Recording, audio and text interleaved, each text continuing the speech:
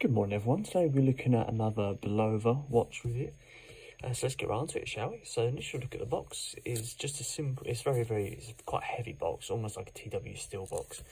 Very heavy in terms of the style. Simple white outside cover just to cover over that nice heavy, well-made box.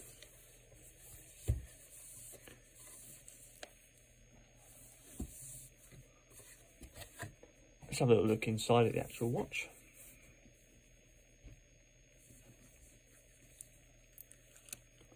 Very strong folding lid there, very strong hinge to it.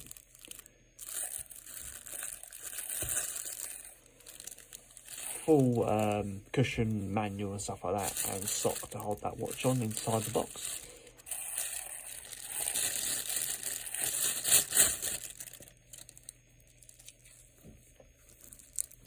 Just put that back in there for now.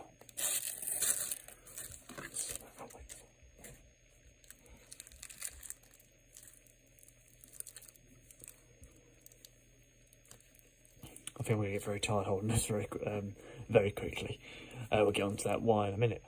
So, this is the Bulova Precisionist 98B316.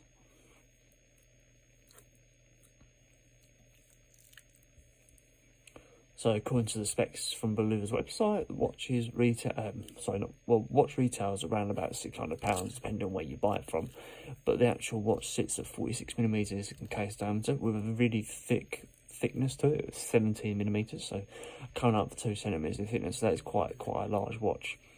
Operates on a Bulova owned Precisionist 3-prong 262 kHz quartz movement, and it's probably the heaviest watch I've held in a while. It's probably easily around 300 grams, 250 grams. It's not a light watch at all. Not for someone with like a small wrist like myself. So let's have a look at the dial.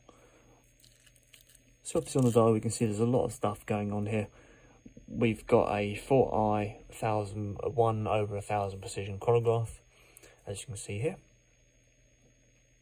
The quartz movement I quoted is meant to be an ultra precise, ultra accurate movement, as you might imagine from the nickname of the watch.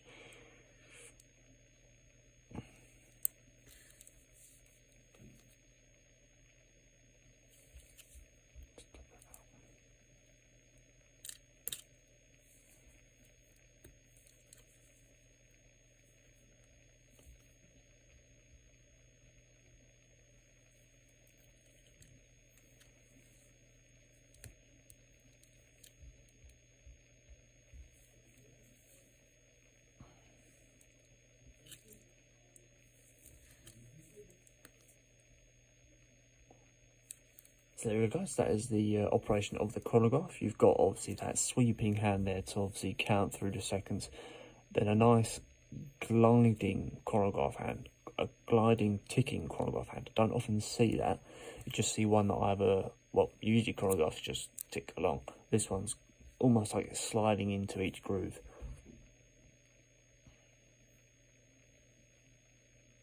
And obviously it will keep track of that on here as well. So inside the actual dial of the face, you've got a tachymeter just inside there, and that actual chronograph at the back, basically all this bit in black is full carbon fibre as well. Most of this watch is hypoallergenic, can't pronounce that, 316 stainless steel, surgical grade stainless steel, so it's usually quite expensive. 300 metre water resistance with the watch. Obviously a lot of detail going on with the actual style of the watch, and those hands, they're a little bit hard to see as well, just because the watch all sort of blends together. But you've got nice luminous increments to the actual watch as well as the tips of these hands. So let's stop this chronograph and reset that. Everything just resets in a really nice way, but the watch is just ridiculously heavy. I'm not sure it would be good for myself or not. As you might also notice, you've got 3 buttons as opposed to the 2 to operate the chronograph. I think it's to swap your modes around. So if you wanted to switch between sort of your normal timekeeping and your chronograph, you just press that crown button. Similar sort of thing that happens on the Accurist Grand Complication. So coming out to the bezel,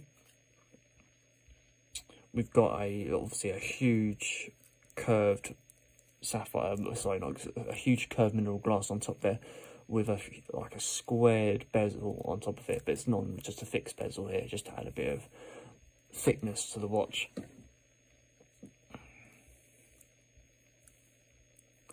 Come around the casing, full lined finish onto the edge of that casing there. Chrome finish on the buttons as well. Very nice lined effect on the side here. Works nicely with that square topping to the actual top part of the watch. Crown, so we've got a crown, stainless steel crown sitting in a crown protected, like mountain sort of thing here. Go. Decent movement to the hands, not too flimsy at all. Very nice, well-defined click to each movement, even if it's the date dial one. First position. Set that to there.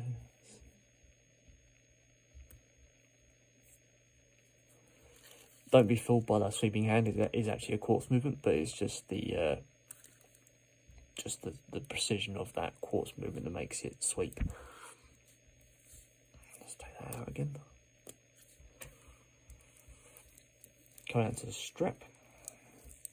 Obviously got a very much a unique strap here. It looks a bit like an Oyster Petrol strap here, adjustable by little tiny pins on the side there. Coming down to the buckle, you've got a double fold over style buckle here with a push button deployment system, just to reveal a line finish clasp inside there. The back plate is an iron plated back plate with a screw down effect, obviously with a bit more sort of markings on there as well about the watch.